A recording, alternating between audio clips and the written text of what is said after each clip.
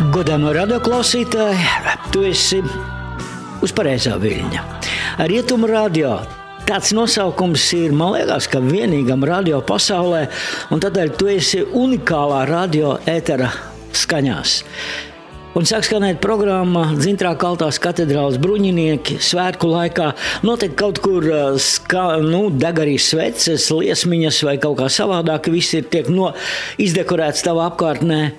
Taču šodien pie mums ir ciemos cilvēks, kurš ir bijis Liepājā, kā viņš saka, jau sen un spēlējis ģitāru, pēc tam kādu laiku kaut kur tā mazliet nogājis, kā muziķis saka, pagrīdē, bet trenējies, vai tam līdzīgi viņš visu to stāstīs. Ingus Šplīts, sveiks, Ingus! Sveiks, Valdī! Var nāk tuvāk mikrofonu. Nu ko, tu esi no Kurzemes ziemeļa austrumpuses, jeb kā to var teikt, no Tukumpuses, Kandava, vai kā tas ir? Jā, jāsaka ir tā, ka dzimis es esmu Kandavā, kas ir Kurzemes Šveice saucamā, skaista vieta. Jā, un jāsaka, ka arī Kandavā tā mana pirmā ģitāra ir no turienes ir. Tas bija ļoti sen. 7 gadu vecumā, cik atceros, man bija pirmā ģitāra. Tad īsti neatceros, kā es viņu vecākiem izprasīju un kā viņi tika iegūta, jo tas bija, kāds 74. gads varēja būt, Un man veicās ar to, kad riņķī bija muziķi. Līdz ar to arī tā interese par to ģitāru radās, nezinu, bet viņi radās un spēcīgi. Varbūt kādēļ ģitāra, teiksim, apkārt taču klavieres, violas, čeli, pušuma instrumenti. Kāpēc ģitāra? Jā, es to arī domāju, bet varbūt tas bija tā laika iespaidā, kad 70. gados, man liekas, bija ļoti populāri tieši ģitāra, kad daudz dziedāja riņķī dabā un mājās, un protams, ka tas bija laiks, kad Beatli un Rolling Stone bliez pa ritīgo, ja es to varētu, tas nevaru pateikt, bet tas bija no pirmā, kā teikt, rokas pieskāriena. Bet tagad tu droši vien esi priecīgs un absolūti neiebilst sev par tādu izvēli. Nē, jo es varētu teikt tā, kad tā ģitāra man ir pavadījusi visu mūžu. Jā. Jāsaka, varbūt vēlāk pieskārsimies, kad man te bija tāda pauze no viņas, jā, bet sākot no tā 7 gadu vecuma, tas bija no pirmās dienas, jo tur bija interesanti, ka tie muziķi, kas tur riņķī bija, es atceros, kad man tā ģitāra tika iegādāta, jo man bija pirmā dilēma, kā viņu noskaņot, jā, un tad tur man bija blakus ļoti talantīgs, nedaudz par mani vecāks muziķis, kurš bija brīnum bērns dabas, kad viņš vienkārši tā tur pie kultūras nama apsēdās tā un man nesaprotamā veidā viņu noskaņoja. Un skan. Jā, un man bija tas gods ar viņu arī vēlāk spēlēt kopā un tā tālāk. Tā kā mans muzikanta gaitas sākās Kandavā, un tas bija diezgan agri, jā, tās bija skolas ansambļi un bija tas vēlāk, tur varbūt tas posms, kad man uzaicināja jau puišeli, bija tāda profesionāļa komanda no Rīgas, kad Tukumā bija bāze, kas grupa saucās Tukums 3. Tas bija tāds posms man, kad man 17 gadi man varēja būt. Ko tu kopā tur spēlēt? Tur bija basģitāra, bija Agars Štrodoks, tad bija izcils pianists, diemžēl šobrīd nelaids Edmunds Ramoška. Tālāk dziedāja, tur bija tādi lielie tie dziedāšanas sastāvi, tā kā Eolika, bija Arnis Miltiņš, bija viens no vokālistiem, tad bija tāds Alns Dūdums, kuru meita šobrīd ir Iris meita, un no Talsiem bija viena sieviete Svetlana, tas sastāvs bija kādu laiku, un man tā bija ļoti liela skola, un jāsaka tā, kad tur cilvēki no konservatorijas, un kas Ramoška strādāja Latvijas filharmonijā kā pianists, viņi bija izcili muziķi, un man puikam tā bija ļoti starta skola ar viņiem kopā strādāt. Es liekas, atceros vairāk, ka tur bija Miltiņš. Jā, viņš arī bija pie tevis. Jā, nu, viņš bija dziedātājs. Trīs Alns Dūdams, Arnis Miltiņš un Svetlana. Un jāsaka, kad ar Tukums 3 varētu teikt, ka man bija tā pirmā iepazīšanās ar Liepāju, jo, kā pats atceries, tajos laikos bija ansambļa tarifikācijas skats. Tātad, bija tāda lieta, jā. A kategorija un tā tālāk. Tad Tukums tur bija arī kaut kāda zona, un tur mēs to izgājām. Un tad pirmo reizi es spēlēju Putvēņos, jā, ar Tukums 3. Tā man bija pirmā uzkāpšana Putvēņu skatuvē. Nu, ceru, ka tas arī bija, varbūt, ka es sapratu, ka šī pilsēta ir tā, kurā es vēlos turpmāk dzīvot un strādāt un spēlēt. Tā kā teikt, iemīlējies pilsētā. Jā, tas bija kāds 85. gads apmēram. Liedagā izskanējuši viena no Liepājas dzintara himnām. Vai tev ir izdevies arī spēlēt Liepājas dzintarā? Festivālā? Jā, tieši nākot uz ciemos šeit pie tevis, es tieši pa ceļiem domāju, ka noteikti šādi jautājumi tu man uzdos. Un es ceru, ka es nekļūdījos, bet es saskaitīju 4 reizes. Jā, tas bija 87. gads, tas bija sastāvā ar Ivo Fominu. Kurā grupā tas ir Neptūns bija, jā. Jā. Un, ja nemaldos, tas bija 2 reizes.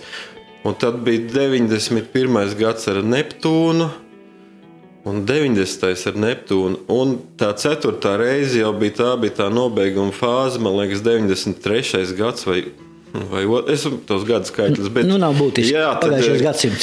Jā, kad Neptūns tā kā jau bija uz beigām un mums bija sastāvs ar nosaukumu Zigbīts. Atceros tādu, jā.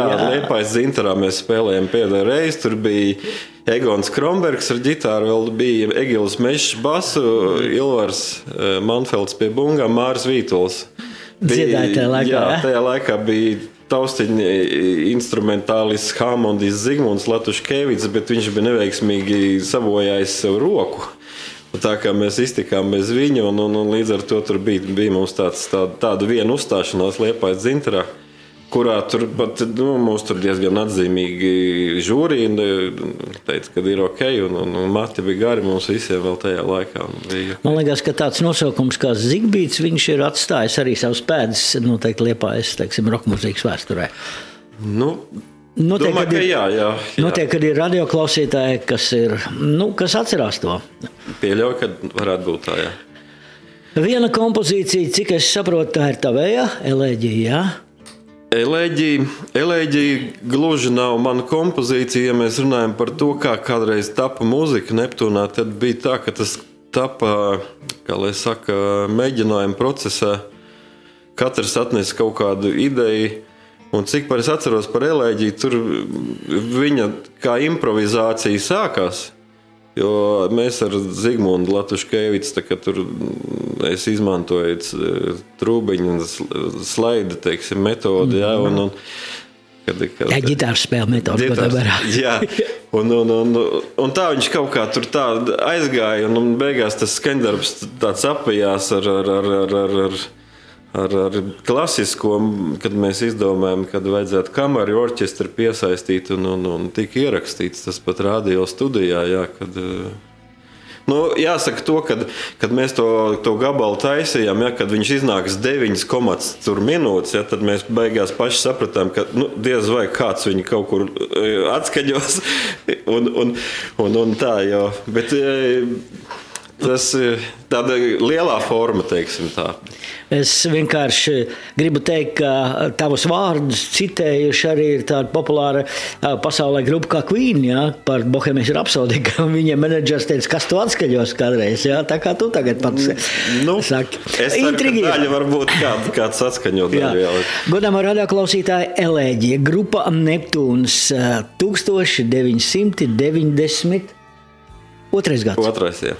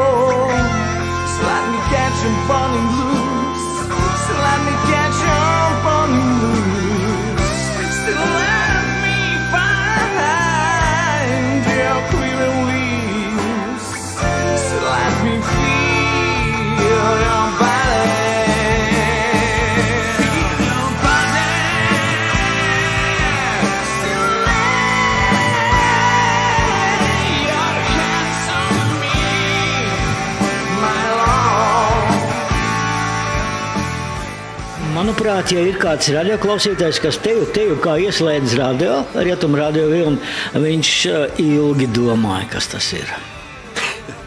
Jo man liekas, ka tas ir, tā tajā laikā spēlē.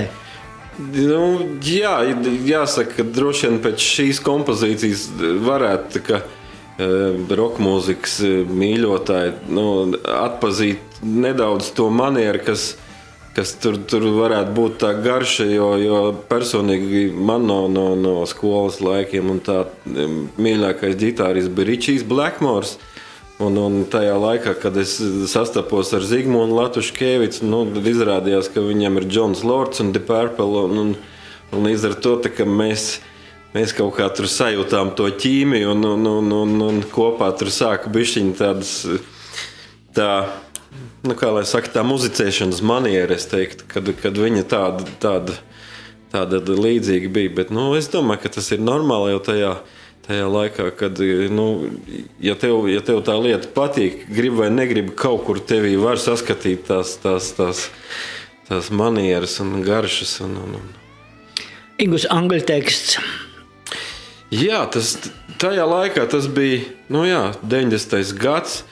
Jāsaka, kad tie bija tādi juka laika, un es varu pastāstīt to situāciju, kāda ar Neptūnu tur uz beigām tā kā veidojās tā, kad bija pirms šī skaņdarba Zigmunda Latuškevica dziesma The Way, kas ir ļoti izcils skaņdarbs, un ar šo dziesmu Māris Vītols 92. gadā bija Jūrmalā vokālistu starptautisks konkurss, kurš gan nenotika Dzintaru koncertzālē, bet viņš notika Lielupas tenisa kortos, un mēs ar šo dziesmu kopā ar Neptūnu Māris Vītols, viņš ieguva 2. vietu, jo uzvarētāji bija Arina no Lietuvas, Māris Vītols 2. un 3. vieta bija dziedātāja Valērija no Krievijas. Un kad faktiski tajās laikos bija populāri tas, kad vietējā mēroga producenti, nesaukšu tur konkrētas personas, bet tā tas bija 90. gados, kad producenti arī alka pēc darba.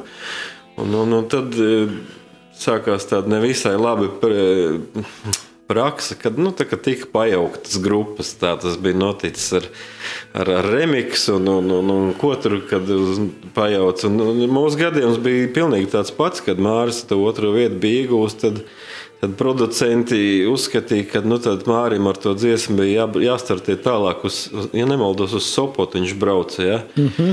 Bet tur sākās tas process, kad tika pajaukta grupa, tika likta klāt jau kaut kas tur. Es tajā pasākumā jau nepiedalījos kā ģitāris, es neatceros, kas tur iespēlēja. Tā dziesma bija pārveidot savādāk jau.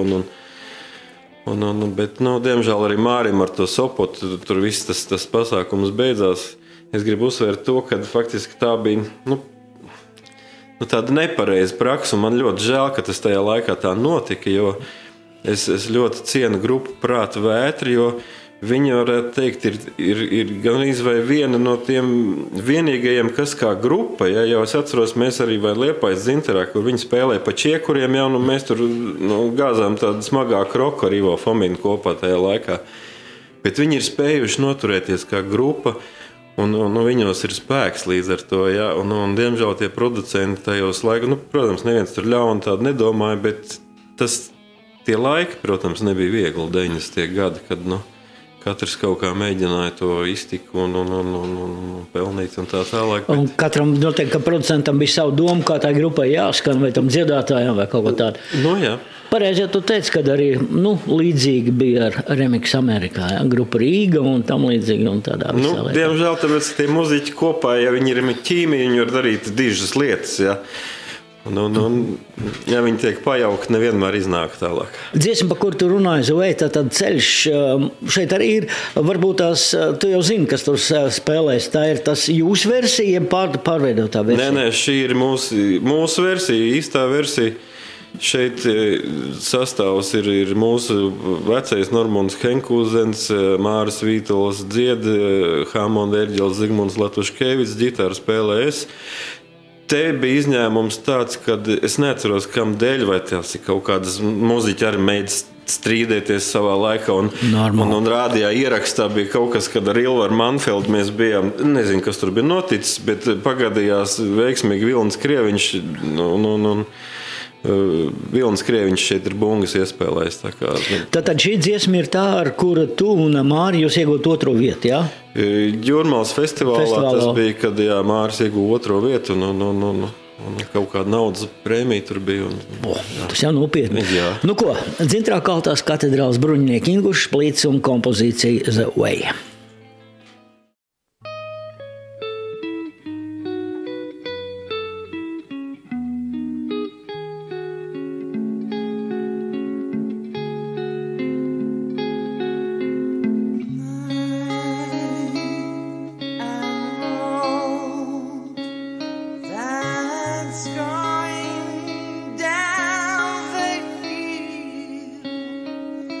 I'm standing bending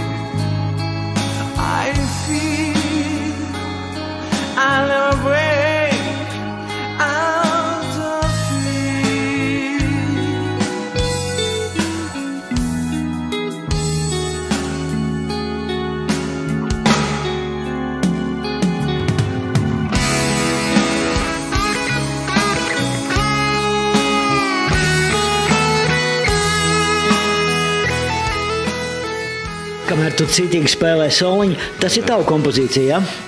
Ja bakā kopējā. Nē, šī ir Zigmunda Latuškevica dziesma, izcila dziesma. Tas ir viņa darbs, jā, kad viņš kā komponists atnāca un veči spēlēsim šitā, jā. Jā, solo partiju, protams, viņš nerakstīja to, viņš atstāja uzticējās man un saka, ka esot labi, jā. Tā ir Zigmunda dziesma. Izcila dziesma, jāsaka, tu man pirmīt prasīja par tekstiem, jā. Tie bija tie 90. gadi, kad mēs nonācām pie tā, ka tā kā vajadzētu angliski varbūt dziedāt un tā rock mūzika un blues, varbūt viņš īsti latviski neskan.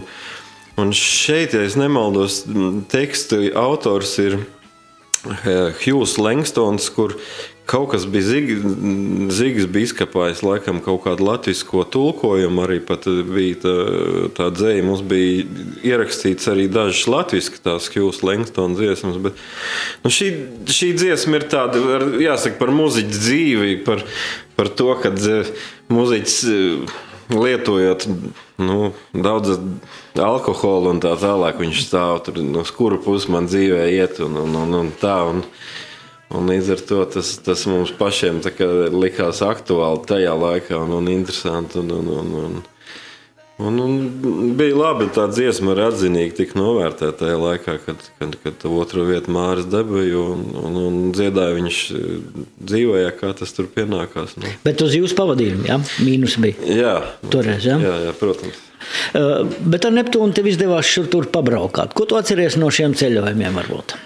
Jāsaka, ceļojumiem, tie laiki bija interesanti ar Neptūnu to, kad, kā es nonācu Liepājā, varbūt bija interesants fakts tas, kad es Tukumā muzicēju un tā tālāk, faktiski es biju nolēmis, un atbrauc, es iestājos Liepājas muzikas vidusskolas vakar nodaļā uz ģitāru spēli. Tas bija interesants arī tāds priekš manas pārbaudījums, jo es bērnu skolā mācījies nebija vispār. Jāsaka, man tā izglītība, un tātad šeit pie skolotājas Giļokas, acīm redzot, teiksim, mūzikas teorija un viss tās lietas, man bija diezgan melna bilde, bet par cik es kaut ko laikam tomēr mācēju nospēlēt, un es iestājos, un es tur nomācījos kādu pusotru gadu, un līdz ar to arī te sasējās man tā dzīve ar Neptūnu, kad Tomas Kleins bija neveiksmīgi iesaukts dienēt. Kur viss bija iesaukt vairāk vai mazāk tajā laikā, jā. Un es kaut kā no tā tur tā kā bišķiņ, kā lai saka, tā pēc savas vēlmes. Tev ir šaura pleci, no kur ordeņas likt, jā. Līdzīgi. Man tāda veiksme bija, kad es no tā kaut kā, un līdz ar to es ar Ivo biju nedaudz kaut kur Kandavā, mūsu ceļi bija krustojušies, un viņš laikam bija, kad es tur kaut kur tehnikumā spēlēju, kur Ivo mācījās Kandavā, un līdz ar to tad man paaicināja uz Neptūnu, un tas bija 86. gads, un tā 87. gadā mēs arī tādu koncertu programmu ar Ivo bijām sagatavojuši. Tur sastāvā bija ģitārists vēl viens no Cēsīm, Arkādijs. Es gan neatceros īsti, kā viņš tur gadījās, bet tad mēs diezgan pakoncertējām. Tādā bija Normunds Henkūzens bass un Arkādijs ģitāra, Ingus ģitāra. Pie bungām bija Ainars Karps. Tajā laikā, jā, un bija tā izvēle, kad bez taustiņiem ir jābliež, un tad mēs tādu roku tādu smagāku spēlējam tajā laikā, jā. Ko? Tu saki, ka tev sadarbība ar Ivo, un šī, man liekas, ir pilnībā tava kompozīcija Romāns, jā? Jā. Tad, godamā radioklausītāji, Romāns, Inguša Plīta mūzika, grupa Neptūns un dzied visiem pazīstams dziedātājs.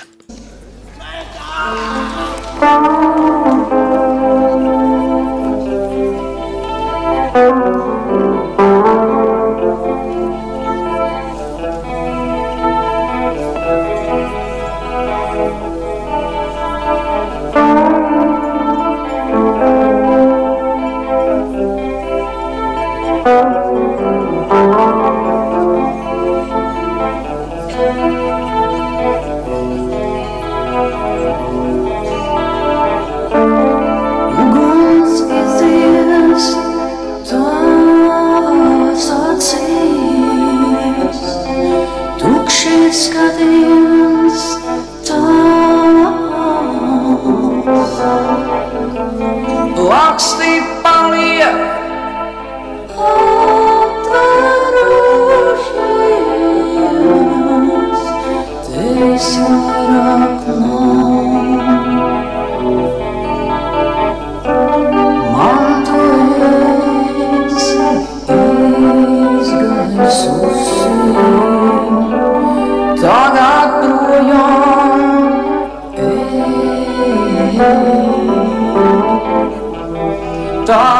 acis tik iztukšotas,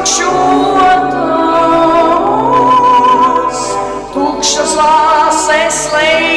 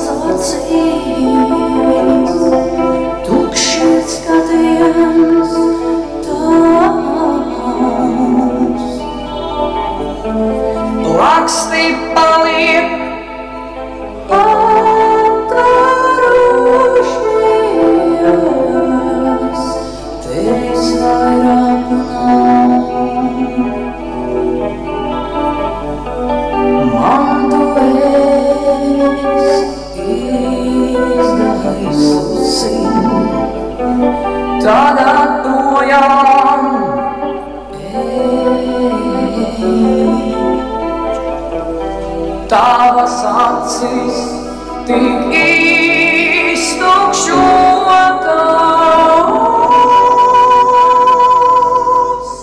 tukšas lāses lej.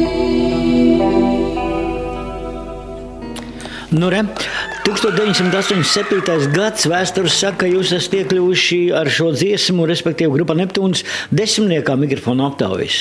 Jā, es tā kā domāju, un ļoti labi sāk atcerēties to pasākumu, jo, jāsaka, ka jā, mums tas bija diezgan tāds pat pārsteigums, jo īstenībā tajā laikā tāda kā uz roka mūzika, viņi nebija īpaši populāri, varētu teikt, tādā pasākumā kā mikrofons, jo tur tā balsošana notika, cik es atceros, rakstīja vēstules un tā tālāk, un tur bija 26 dziesmas, un tā kā mēs tur bijām 10. ja nemaldos, tas bija liels pagodinājums mums diezgan jauniem puikām tajā laikā tur nokļūt, un tas bija, jauna pieredze bija tāda, jā. Cilvēki saprat, kas ir labs.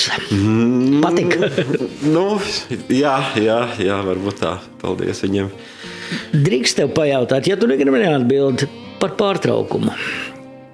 Kāpēc tu tā ģitāru tu mīli un noliki viņu nedaudz malā? Ja negribi neatbildi. Nē. Protams, tas ir atkal saistīts ar tiem 90. gadiem. Es saku, jā, tas bija tas pēdējais, kad bija Zigbīts, Liepājs, Dzintars, ja, kad faktiski Neptūns kā tāds beidza savu pastāvēšanu Un bija 90. gadi, kad daudzi sāka domāt par kaut ko, ko darīt. Un īstenībā laikam man arī bija tas posms, kad es izvēlējos tajā brīdī, es tā varbūt labāk redzēju, es izvēlējos ģimeni un es izvēlējos, kā lai saka, pāriet biznesiņos un es faktiski noliku nost un es domāju, kāpēc es noliku diezgan ilgi nost, kaut gan pa to starpu man bija kaut kāda aicinājuši un tā tālāk, bet es zināju to, ka es tā kā negribētu un nespēlētu šlāgeru mūziku vai kaut ko tādu, jo tomēr tas roks ir sirdī palicis un arī tais pēdējos darbos es tā kā bišķiņ to skaņu. Jā, kaut kā tā bija, jāsaka, Valdi, kad tev iestājās kaut kāda 50, kad nozona, kad tu sāc izvērtēt savus dzīvē tās lietas un nedaudz pamainīt dzīvesveidu. Es pamainīju nedaudz dzīvesveidu, es atbrīvojos no daudzām lietām, teiksim, es sāku dzīvot skaidrā. Un līdz ar to varbūt arī tas bija tas moments, kad es sajūtu, kas tad man īsti, un pietrūks ģitāras. Tā pauze izrādījās diezgan liela, 24 gadi, bet tad, kad es sāku vingrināties mājās un trenēties, es sapratu, ka tas man ir pietrūcis, un es tagad jūtos ļoti labi, es jūtos tiešām labi, un es esmu priecīgs, kad es atgriezies pie ģitārām, un es gribu vēl kaut ko šo te uzspēlēt un izdarīt, mūzika. Godamā radioklausītājs tur rokā, viņš ļoti labi guļ rokās. Viņam ir perfekta tā, tipografiskā darīšana šim diskam ar nosaukumu Crying Guitar, tad ģitāras raudas, tās ir, viņi raudāja pēc tevis. Jāsaka, tas varētu būt tas savienojums, ka viņi raudāja pēc manis, jo man tā ģitāra Ibanēzīte, viņa bija ceļojusi riņķies, viņš tad redzēja, tas bija patīkam televīzijās, kur Liepājas jauniešiem viņa bija parādījusies, bet tad es viņu sadabūju atpakaļ un līdz ar to, kad bišķiņ tajā dzīvē bija pamainījies šis tas, kad ir iegādāts vēl dažas ģitāras. Un es vienmēr esmu uzskatījis, ka ģitāra ir instruments, kuram viņam ir jāraud. Viņam ir jāraud. Tur ir svarīgi dabūt to saikni ģitāras stīgām ar pirkstiem. Jebkurš stīgi instruments spēlētājs zina, ka ir svarīgs tonis. Ja tu vari likt tai ģitārai raudāt, tad tas jau ir tad. Godamā radioklausītāji, Ingurs liek ģitārai raudāt. Tituldziesma no viņa Ripuļa.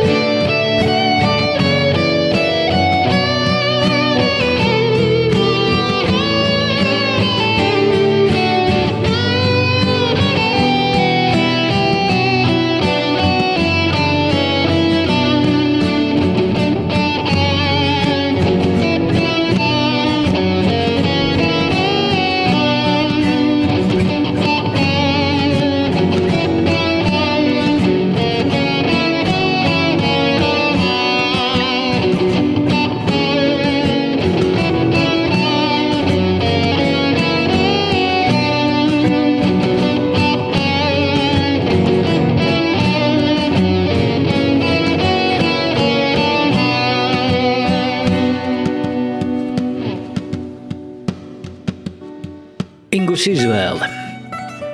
Kādēļ tāda veida mūzika, man personīgi viņa patīk ļoti, un es arī domāju, visiem, kas viņu klausās, viņi atstāja tādu foršu iespēju. Bet izvēle tev, tu spēlē roku, jā, teiksim, labi, ok, mēs runājam par tādu populāru deju mūziku, to tu saki garām, jā, bet kādēļ izvēle instrumentālu mūziku un šādu? Kāpēc? Redzi,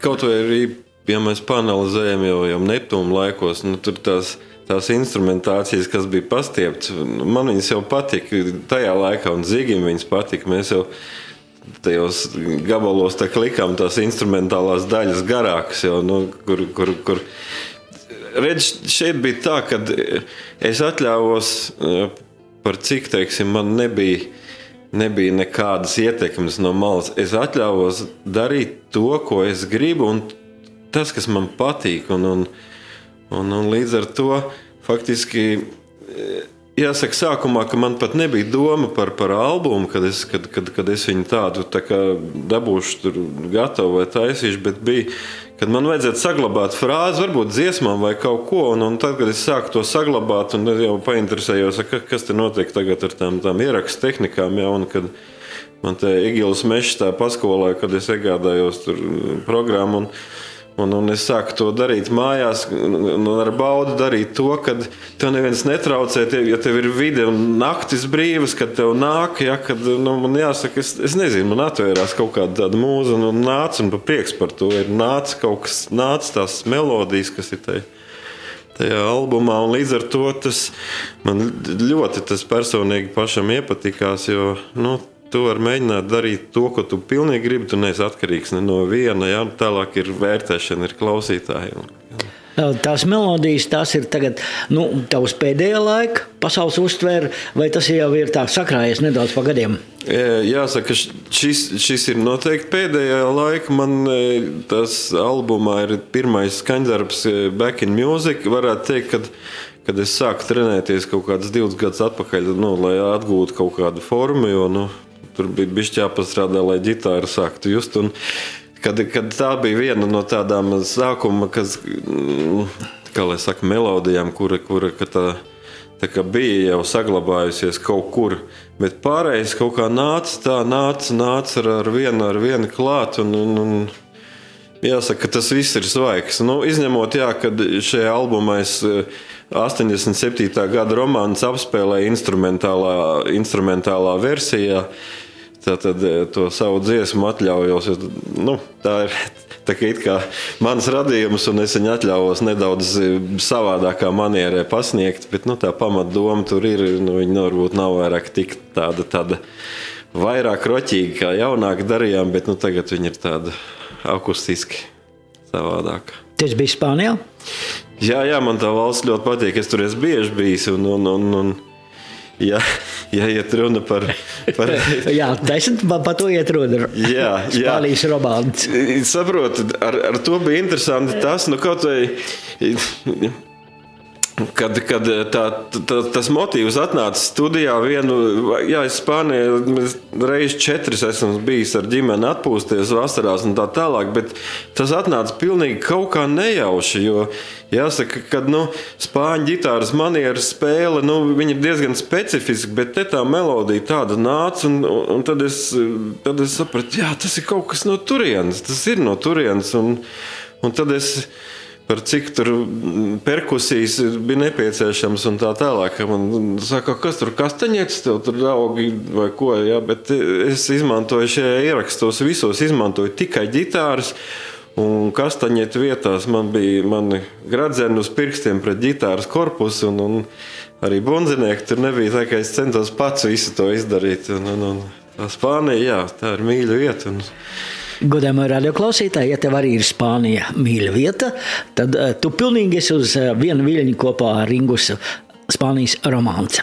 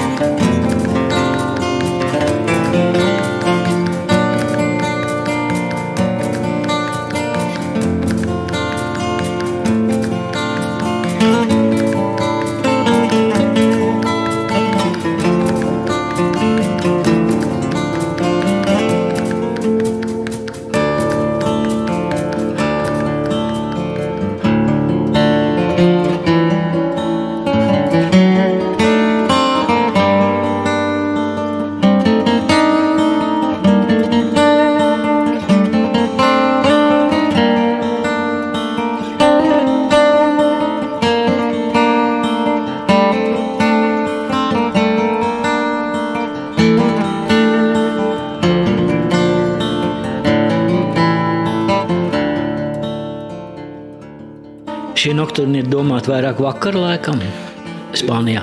Jā, tieši tā.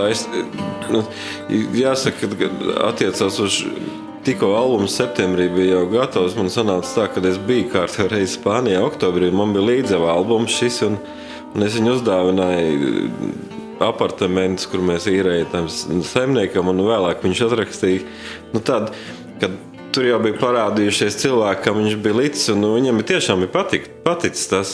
Un viņas nedaudz izbrīdīja tas fakts, kad es esmu no Latvijas, jā, jo kad viņam likās, ka kaut kāda, ir tāds spāņu garš tur tajā bišķiņ, tas man bija prieks, jā, kad man...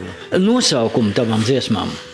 Jā, ar nosaukumiem bija interesanti. Šim albumam bija ilgu laiku, kad es viņus vēl rakstīju iekšā, man bija 1, 2, 3, 4 un 16, jā, izņemot romānus, kur jau bija skaidrs, kā viņi sauksies. Un par šo Spānijas noktīrni jau tā kā bija uzreiz skaidrs. Redz, tie nosaukumi, viņi nāca kaut kā, tas back in music, es to, teiksim, ar sākumu, es to tā kā arī pozicionēju ar to, ka, ar to tā kā es vēlētos atgriezties pie mūzikas, un tā es viņu arī nosaucu. Un otrais skaņdarbs tur ir Kandove, tas ir tā kā veltījums manai dzimtajai vietai, kas ir Kandova, jā, kur ir vecākā Liepāja, tāda mazpilsēta ar veco nosaukumu, un jo to nosaukumu bija interesanti to, kad man meita klausās, un viņa saka, zini, jo nebija nosaukumi, varētu teikt, ka tas bija meitas iespaidā, kā šī dziesma kompozīcija drīzāk, jā. Nosaucās, kad viņi saka, es redzu tur vecās mammas kaut ko bērnību vienreiz un pēc tam viņa otrais, un tad jau man nebija varianti, ka man faktiski viņa bija tā arī jānosauc.